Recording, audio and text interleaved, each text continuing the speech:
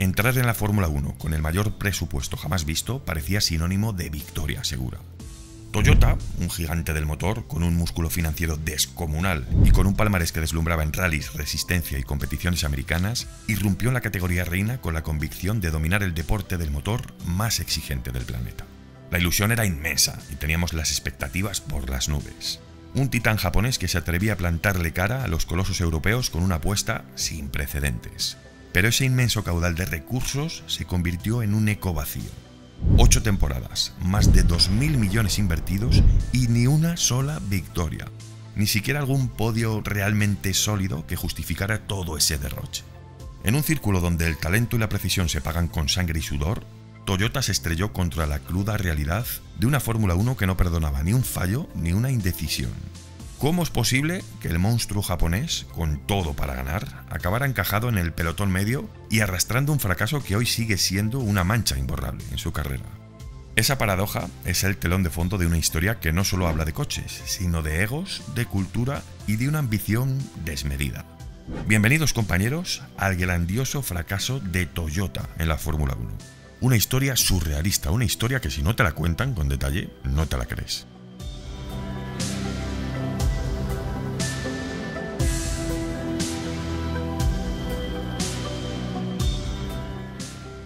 Toyota no llegó a la Fórmula 1, irrumpió como un huracán industrial con una apuesta descomunal y una arrogancia financiera que rozaba lo temerario.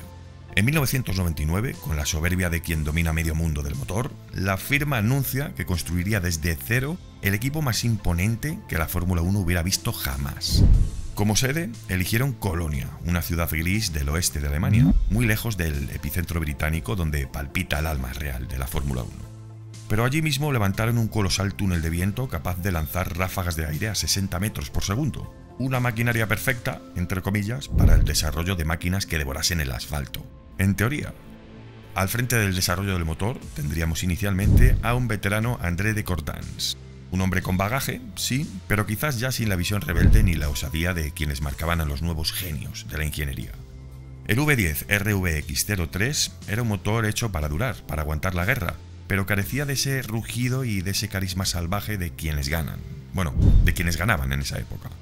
Con una potencia que rondaba los 900 caballos, que no es poco, su fiabilidad era una de sus pocas virtudes, porque como os digo, no lograba alcanzar ese rendimiento explosivo que la competencia mostraba. El nuevo chasis fue esculpido por Gustav Brandner, un ingeniero curtido en la gloria y la derrota de Ferrari y Minardi, y se enfrentaba a una muralla invisible. La burocracia japonesa que asfixiaba cada atisbo de innovación, cada chispa de locura y de riesgo necesario. Y los pilotos elegidos también eran gladiadores experimentados, sí, pero también sin ese fuego interior que enciende un proyecto. Mika Salo, Alan McNish y Ralf Schumacher, todos ellos eran héroes en otras batallas, pero ahora pasarían a ser prisioneros de un monoplaza y de un equipo que jamás les dio alas para volar. Así que en ese gigantesco laboratorio industrial es como Toyota fabrica un gigante con pies de barro. Un plan que era perfecto sobre el papel, pero que en la Fórmula 1 era un juego distinto, de alma y de furia. Y en eso Toyota estaba condenada a perder. Desde el primer día Toyota se enfrenta a una lucha invisible contra sí misma. La cultura corporativa japonesa, respetuosa con la jerarquía y el consenso, se topó con la urgencia y la audacia despiadada que exige la Fórmula 1. Y entonces, mientras Ferrari y McLaren tomaban decisiones en fracciones de segundo, Toyota navegaba en un mar de burocracia pesada, donde cada paso debía pasar por múltiples capas de aprobación en Japón y en Alemania. La rigidez de este mando central de Toyota ralentizaba cualquier iniciativa de los ingenieros de Colonia. Y entonces, el talento técnico, aunque era abundante, estaba encorsetado. No había margen para la experimentación ni para el riesgo no calculado. Y esa falta de agilidad se tradujo en un desarrollo errático del nuevo monoplaza, con constantes cambios de dirección y rediseños que estaban consumiendo tiempo y recursos sin ofrecer mejoras verdaderamente consistentes. Y además el equipo estaba adoleciendo también de una falta crítica en liderazgo deportivo. Nunca trajeron a un director técnico deportivo con experiencia ganadora y contrastada, con carácter, una figura capaz de pilotar la nave en aguas turbulentas y de unir visión técnica con estrategia en la pista, un Jean Todt, por ejemplo. La ausencia de un capitán dejó al equipo a la deriva, presa de decisiones divididas y de falta de coordinación general. La elección de Colonia, además, lejos del corazón británico, también significó una desconexión con el ecosistema de proveedores, ingenieros y del talento joven que hacía vibrar la Fórmula 1. Toyota quiso replicar su modelo industrial en un entorno donde la flexibilidad y la innovación rápida eran la ley, y pagó el precio. Estos errores estructurales, casi invisibles para el público tradicional, erosionaron desde dentro el proyecto, minando cualquier posibilidad real de éxito. La burocracia, una vez más, fue el enemigo silencioso que golpeó con más fuerza que cualquier rival en la pista. El monoplaza de Toyota desde sus primeros compases evidenció una contradicción brutal. Una ingeniería impecable en lo técnico, pero sin un alma ni sintonía con la realidad de la competición. El motor RVX03 V10, pulido para ser fiable y potente, como os he dicho, entregaba bastante potencia, pero carecía de esa chispa explosiva que marcaba la diferencia en la pista. Bueno, no es que marcase la diferencia, sino que no llegaba al nivel. La fiabilidad estaba ahí, pero nunca fue suficiente para pelear de tú a tú con los titanes del momento. Oficialmente, Toyota anuncia su desembarco en la Fórmula 1 de 2002. Y aquí la industria contuvo la respiración, porque el gigante japonés no llegaba para probar suerte, venía con recursos limitados y una fábrica nueva, puntera en Colonia, y además con un motor V10 con un nombre despampanante. Sobre el papel, aquel propulsor debía marcar el comienzo de una nueva era, pero en la pista, como os dije, la historia era bien distinta. Durante las primeras 3 temporadas, de 2002 a 2004, Toyota mantuvo la misma arquitectura, V10. El desarrollo sí que existió, pero nunca fue disruptivo. La evolución era tan constante como contenida. Y en la Fórmula 1, dominada por la agresividad técnica de Ferrari, McLaren o Renault, aquel enfoque tan prudente condenaba al equipo a pelear por puntos esporádicos, sin oler los podios. El punto de inflexión sí que llegó en 2005. Aquel año la escudería presentó el TF105, un monoplaza con una aerodinámica mucho más trabajada y un motor afinado al límite de lo permitido. Parte de ese mérito se debía ahora a la llegada de Mike Gascoigne, fichado desde Renault a finales de 2004. Pero meses más tarde tomaría las riendas técnicas. Gascoigne sería el nuevo director técnico de Toyota. Con su estilo directo y la obsesión por el detalle, aportó la agresividad que hasta entonces faltaba. Y por primera vez Toyota empieza a puntuar con regularidad, dejando entrever que el sueño quizás estaba a punto de hacerse realidad. Pero la Fórmula 1 sabemos que es un terreno implacable.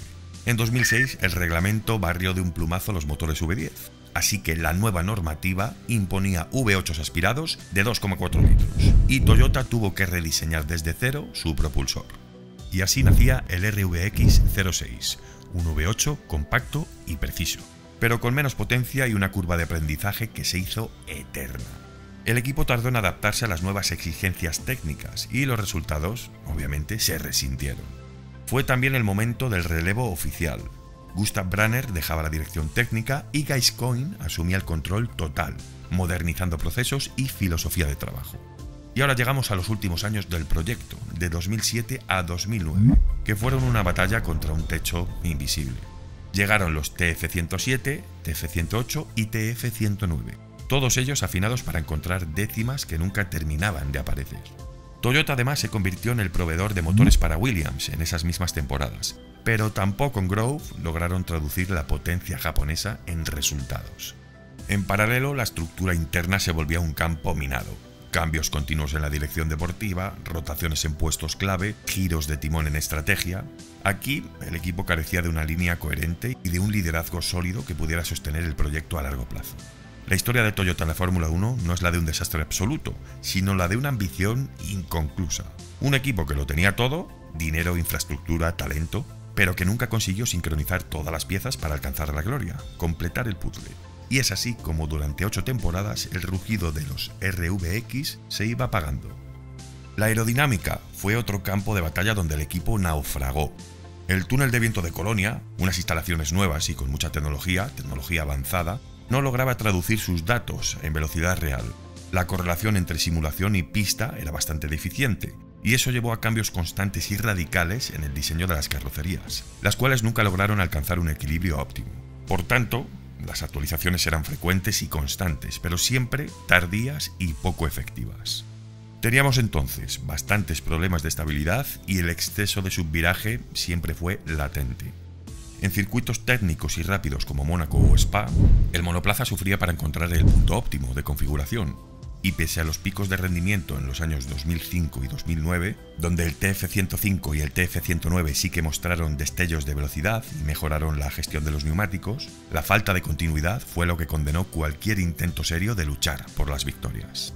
Los test, irónicamente, sí que reflejaban tiempos prometedores, Pero en carrera, la gestión del desgaste y la adaptación a situaciones cambiantes dejaban al monoplaza lejos del top 3, muy lejos.